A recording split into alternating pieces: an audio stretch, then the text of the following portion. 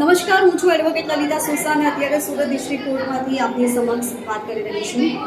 ગત તારીખ 22ના રોજ 12 વાગે જ્યારે હું બપોરે 5 લસ્સી લેવા માટે ગઈ હતી કેન્ટીનમાંથી, તો જ્યારે લસ્સીના ગ્લાસ લઈને હું બાર રૂમમાં આવી અને મારા સિનિયર એડવોકેટ જે છે હસમુખભાઈ લાલવાલા સાહેબ, એમણે જ્યારે લસ્સીનો ગ્લાસ ખોલ્યો તો તેની અંદર આપ જોઈ શકો છો કે 3 મચ્છર મરેલા હતા.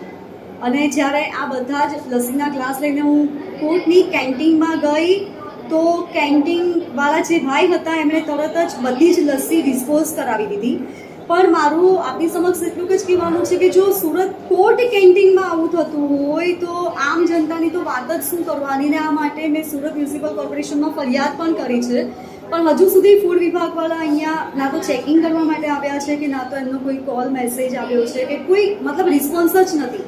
તો આના માટે શું કરવાનું આગળ? કેમ કે આ તો 8,000 વકીલોના સ્વાસ્થ્ય સાથે ચેડા થઈ રહ્યા છે.